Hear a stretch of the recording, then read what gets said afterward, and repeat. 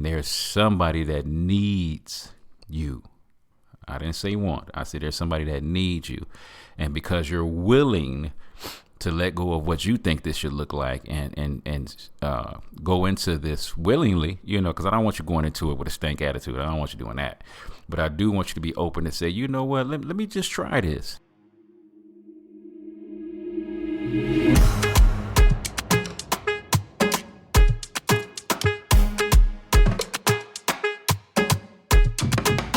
What's up, family? Welcome to the Bacon Bits Podcast, where we desire for you to take the bits of information and immediately apply them to your life for success.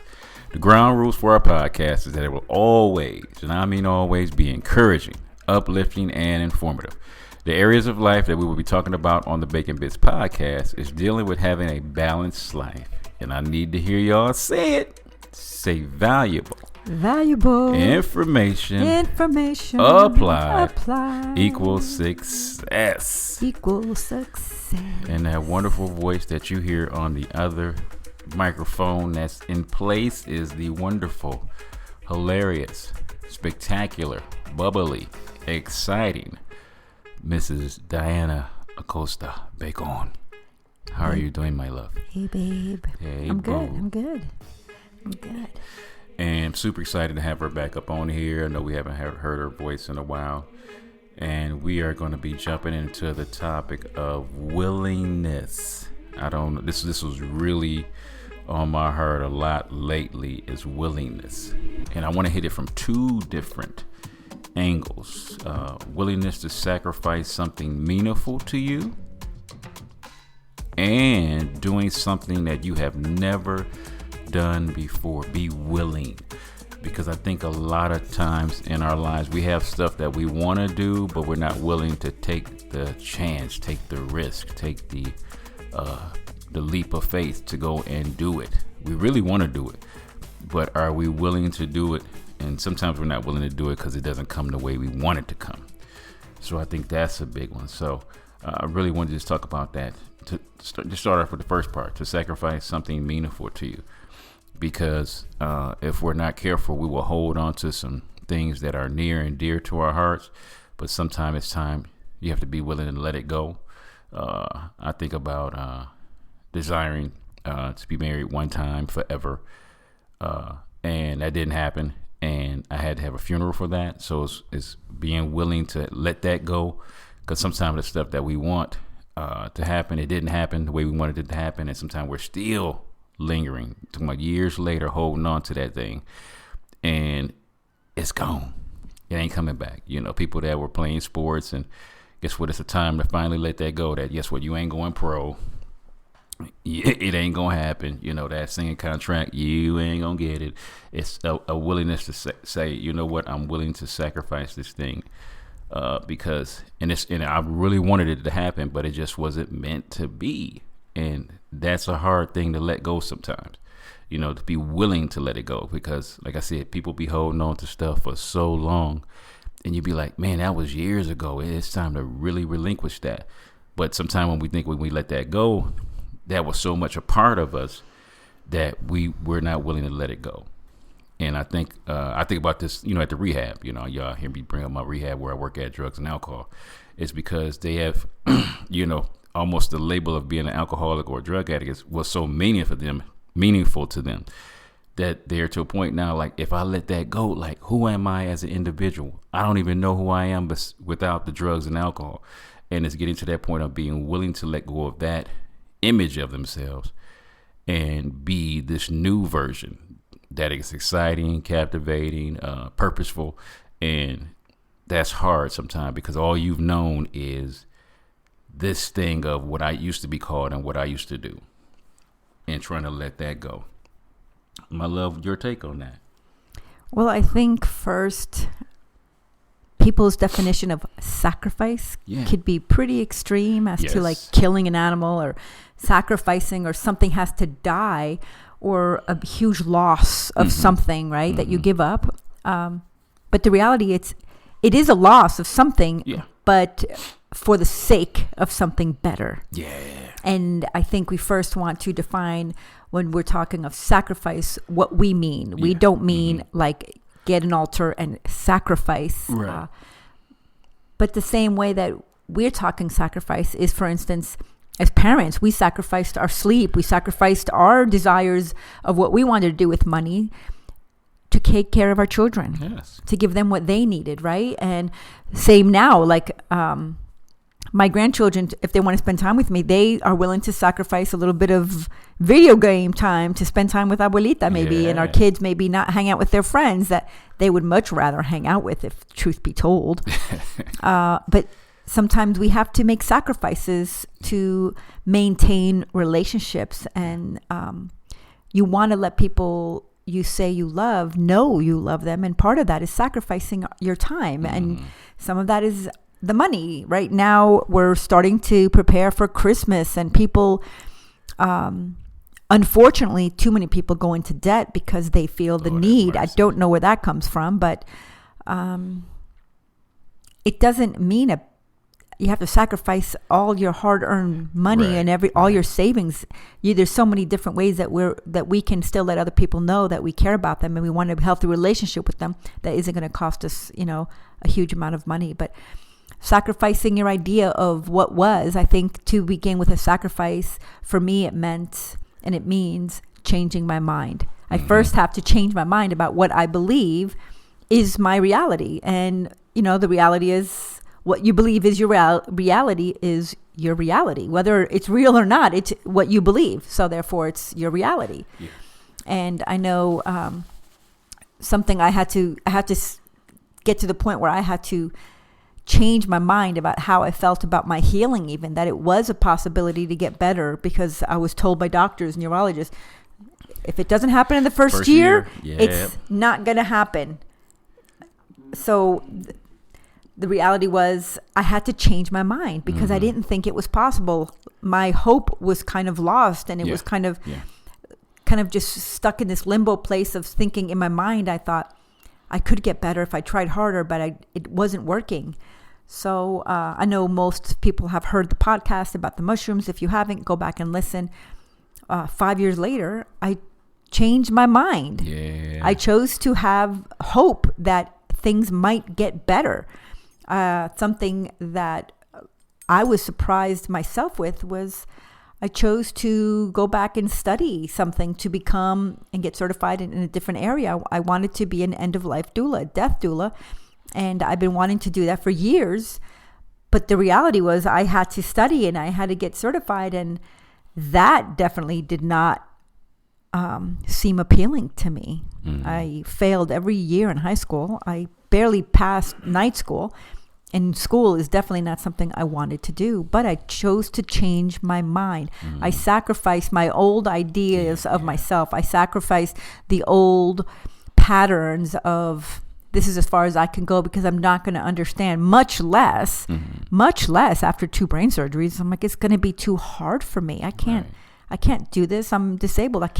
How am I going to get to these places? And how can I help the people? And the reality is I had to lay that down. I had to put it away and say, instead of thinking of how many ways I'm not going to be able to do something, I had to start thinking of ways of I could do something and maybe allow other people the opportunity to make way for me.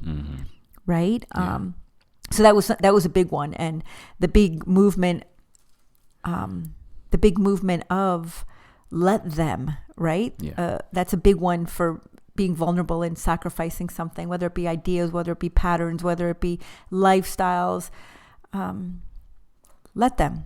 But that also applies to us. Yeah. Like, let us just try. What if you succeed? Yeah. What if you don't fail? What if you succeed? And what if everything turns out better than you ever thought and you ever imagined? So yeah, that end of life doula, my death doula training started, and it took about 6 months. I got certified, and took me 2 years to get to that spot because I didn't think I could do it. And I'm just really proud of myself now. So I let myself believe that it was possible, rather than finding every reasonable, not even excuse, but every reason. It was solid reasons for it not to be possible for me to do something and accomplish something like that after brain surgeries. Yeah. So I'm really proud of myself, and I can look back and say, I can take that experience and apply it to other parts of my life. Mm-hmm. Yeah, and that was a blessing, because when I said the second question or second part of this is doing something that you have never done before. And I have no problem telling you, at the beginning, I did not want to go to the nursing home with my wife and assist her, help her in any kind of way, because I thought it was just going to be, I'm going into this sad environment, and it's going to pull me down, it's going to weigh me down, it's going to be super heavy. And it's totally the opposite. We go up in there, and I feel so good, and I'm so happy being in there with our elders and encouraging them and building them up, playing games with them, and we're doing exercises that's building up their muscles. And you be thinking like, well, they're going there to die, basically. But man, would say you can have an excellent exit plan.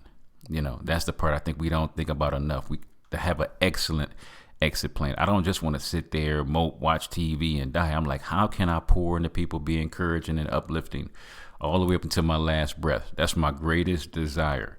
So it's always, there's something, if you are still on this planet and you guys are listening to me right now, there's something that God has for you, man, that it might be beyond anything you could have imagined. And you might have was just thinking, I'm not doing what it is that I want to do, but there's a gift in you, there's a talent in you, there's a calling in you that is so phenomenal that you're still here on this planet, and there's somebody that needs you. I didn't say want, I said there's somebody that needs you. And because you're willing to let go of what you think this should look like and go into this willingly, because I don't want you going into it with a stank attitude. I don't want you doing that. But I do want you to be open to say, you know what, let me just try this. And like I said, it's been a tremendous blessing to be there with our elderly and pouring into them and just having a good time, smiling, them reflecting on some of the things that they've done in their lifetime. And it's just interesting to go and just listen to people. They're willing to be open to us to, tell us their story, because they don't have to. They're not obligated. But they're willing to say, you know what, I want to tell them my story of, the life that I've lived, and, what's some great advice they can give us, in their last days. And it's beautiful. So it's a willingness on, both parties' part. Yeah.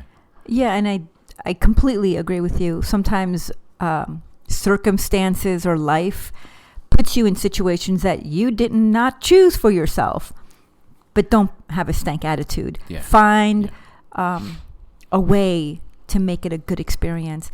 And the reality is, as long as we're breathing, we still have desires. Mm-hmm. We still have desires to accomplish, to do, to be, to go. There's so many things. Just try. Mm-hmm. Just go. Like, what is holding you back except your own idea that this cannot be possible? Mm-hmm. So instead of finding or confirming all the reasons why you can't, just start investing on the ways that you can. Yeah. However small that might be. I've been walking a lot more, and I'm so grateful and I'm so proud of myself. But it started with my first step. Yeah. Right. It started with getting up and taking the first step. And it didn't look like what I wanted it to look a couple years ago, but it's looking closer to where I want it to be. But it first has to start with the willingness to stand up and say, I'm going to try. Yeah. And you might not like it. I definitely hated the way I looked in the beginning. I used to hate it. My shadow. I hated the way my shadow looked all hunched over. Mm-hmm. But now it's not hunched anymore. Yeah. It took a few years to get there. And I know I hear people say, I'm never going to get better. And I just had a conversation with this one gentleman, and he just had a little stint in the hospital. He had a little issue. He's doing so much better now. But I said, just give a little bit of time. Why don't you, take a walk. Let's go sit outside. And he said, I've given it time. I said, how long has it been? He's like, I've been here waiting 2 weeks to get better. And he's home. I said, well, 2 weeks is not, in perspective. We got to give ourselves some more grace. Like, give yourself some grace. And it's not going to get better if you're not doing anything to change that either. You've got to be willing to change your mind about what even the doctor said. Again, the doctors told me, the neurologist, the specialist told me, If it doesn't happen in the first year, that's as far as you're going to get. That's as healed as you're going to be. They told me that 4 years ago. That's as far as you're ever going to get. And I have, in this last 6 months, because of Lion's Mane, have gotten farther than I have with all 5 years put together. Yeah. But I had to change my mind. I had to believe. I had to hope. I had to try something new. I had to be willing to sacrifice the ideas of what all the doctors said, because this wasn't harming me. Again, I'm not encouraging you to do something that's going to harm you or others, or hurt you or hurt others. But you have to be willing to change your mind, especially when people don't believe in you. You have to believe in you. If God gave you a desire in your heart, man, you've got to figure out a way, no matter how small it is, to get one step closer to that desire, because that is your purpose. Yeah. Putting forth the effort, being willing. I think the thing that's been super exciting this year, and I don't even want to say this year, I'm just going to use just a testimony from our trip, and we'll talk about it a little bit later in a different episode. But during her trip in Greece, she walked more, I believe in my heart, in those 10 days than she did in the last 5 years combined in public. You know, I mean, in Greece, it was 3 to 4 million people. And she's walking down busy streets. She's holding onto her wheelchair. So instead of being in the wheelchair, you know, just riding along, she got out behind the wheelchair and was wheeling herself through crowds. And that might not seem huge to most people, but when you have sensory overload and you got people that's walking past you fast, they're not caring about who or what they're, you know, about to move out the way, and they just, some of them flying, some of them going in slow motion, and people are just pacing themselves because they're in their own little world. And the fact that she was able to do that, it was just amazing to see her do that. And, you know, because she desires to push herself to try and get better and better and better. And it's just those accomplishments. I mean, she's driven our car a couple of times this year. You know, that doesn't sound big for most people, but the fact that when you're dizzy all the time and you're trying to drive a car, the fact that you got headaches and you're trying to drive a car, that stuff is huge. But she's willing to, guess what? Let's try it. Let's try it. You know, we're not putting people's lives in danger. We're not, you know, doing stuff and she's in crazy rush hour traffic. But the fact that she's willing to go out there and say, you know what, I want to get outside my comfort zone. I'm willing to try this. And we're open to, you know what's the possibilities of what could happen? You know, we're not looking at it as in case this doesn't happen. What if it does happen? We're looking at the other side now. You know, if I try this, what's the benefits of me trying this? That's the cool part about when you have the right perspective in life of it's not a matter if this doesn't work. We're looking at, well, what happens when it does work? You know, and that's a different perspective than most people have because they're not willing to go out there and take a leap, take a try, and jump off the diving board and say, you know what, let's try this. If it don't work, guess what? Life goes on. We get to keep on going with life. But if it does work, there's a new, different, exciting aspect of your life that can happen because you was willing to try something different. You know, overnight success takes 10 years. And I'm halfway there. Amen. 5 years later, I'm able to do something. I honestly I thought that part of my life was over. Yeah. I thought the part of my life that I could get behind a wheel was over. I thought the part of my life where I could walk independently was over. And I'm starting to get more hope because now again, I've been busting my ass. I mean, I've been working really, really, really hard. Right. And sometimes to my own demise where I need to have 3 days of recovery. But I've seen the alternative. I've lived the alternative of giving up. And that wasn't living. I wasn't thriving. I was alive, but I wasn't living. So I've lived that alternative. And I think a few people can relate to that. You're just there. There's nothing about your life that you're content with. So you got to shake it up. You've got to be willing to change your mind. And if that means a radical change, then damn, no one else is going to do it for you. No one's showing up and going to make you do nothing. They're not going to make you do nothing. You have to have enough hope in yourself. You have to have enough strength within your own willingness to say, I have control. of the way I think. I have control of the way I eat. I have control of the way I move. I have whatever control I do have, even if I didn't have the control, which I didn't. What I did have control over, that's up to me to do something about that. Yeah. And it's up to you and each one of us to say, this is as far as I can go. And maybe I'm going to try to go one step farther today. Yeah. And maybe that afternoon after you've taken a nap, I'm going to go 2 steps farther today. Yeah. But at some point, you've got to be desperate enough. You've got to be desperate enough to really invest and just throw it all out there. Yeah. And I was thinking about, as you were talking, there was a couple of scenarios that came to my mind. I was thinking about our wonderful young lady, Betty, that's at the nursing home. When we go to play games and stuff like that, her instinct is always to say no. Always. That's her first instinct. Betty, would you like to play? I'm trying to think of the game. I can't even think of it. Talking about little basketball beanbag? Yeah, the beanbag. Oh, cornhole. Cornhole, yeah. Would you like to play cornhole with us? Her natural instinct every time is to say no. So it's not like we're forcing her. So we'll say, Betty, if you just throw this one, beanbag in the, hole, we'll be super excited and happy for you. So she'll throw it in the hole and we'll get super happy. Then she'll throw another one. She'll get super happy.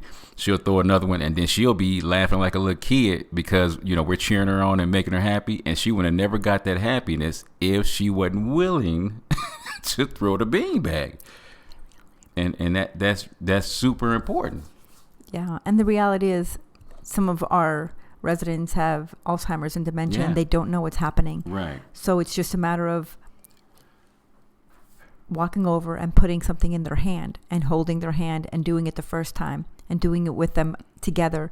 And then slowly their body will know what to do. Mm-hmm. And you got to give them their dopamine. They need their endorphins. They need those things that make them happy. Yeah. Because life can be scary when our mind doesn't work the way it used to. Yeah. And, all of us, that's proven that we all need those data boys. We need that encouragement. We need that applause. We need those things that's going to help us get, out of our comfort zone. And it's super important. And then I was thinking about when I used to work in psych, just for some people just to get out of their depression. I know they didn't think a shower would make that much of a difference. But just taking a shower would just almost feel like it would rinse off some of the negativity and people would just feel better with that water just rinsing on their body. So it's sometimes it ain't the super big things, but it's just, man, if I'm willing to just try this one thing, that might lead to the next thing that's going to give me the next thing that's going to help me. And then guess what? Now we're getting back to where things are becoming normal or even going past where we were to this next level that we're trying to get to. But we got to be willing to say, you know what, let me just take this next step, whatever that next step may be. So, guys, I am super happy. I hope you got what you needed to get from this episode. I'm just going to leave you with this.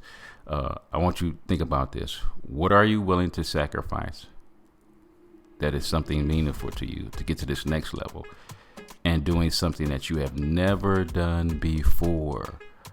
Just having a willingness to want to do it. What is that thing that you need to do that finally saying, you know what, I'm willing to take that leap of faith. I'm willing to try and do something outside my comfort zone so I can get towards having the kind of life that I'm even more happy about. This is your boy John Bacon with another segment of Bacon Bits. We love you. God bless. All right, what's up, family? It's your boy John Bacon from the Bacon Bits podcast. Thank you so much for your support, likes, and ratings. Please don't just listen, but rate me, follow me, and subscribe. This is an amazing way to offer free support. My beautiful queen and I have some books that we have written for your growth. So the first book we have is a workbook, actually. It's called Healthy Relationships, and this is a workbook through the lens of faith. Because what makes a relationship healthy or unhealthy? So this workbook is designed, it's a 12-week, it's a biblically grounded course, and every week has a few different principles. So if some of our principles, some of our topics that we're covering are respect, cultivating security. And this is not just between a husband and wife. This is between parents, between siblings, between friends, between your bosses, employers. So it's really important, and everyone deserves a healthy relationship. And also we have The Balanced Life by John Bacon. It covers how to be prosperous in your finances, relationships, your health, your mind, and your spirit. So you can pick that up on Amazon, also on audiobook. And we also have The Unraveling, a creative healing journal, pinings, poems, prayers, and ponderings of my precarious life. I've had a testimony of, I've had 2 brain tumors and 2 brain surgeries, and I'm super grateful, but I'm still grieving the process of healing. And this is part of the process. In this book, you have devotionals, you have prayers, and you have some ponderings. And in between these pages, there's a space for you to also be prompted to paint and to create your own, or maybe you want to write something in these books. This is part of your creative healing journal that we get to walk through together. And you guys can just head over to Kingdom Servants First. Kingdom Servants, the number 1, st.com. And you can purchase all 3 of these books. Thank you for your support, your love, and your contributions. God bless.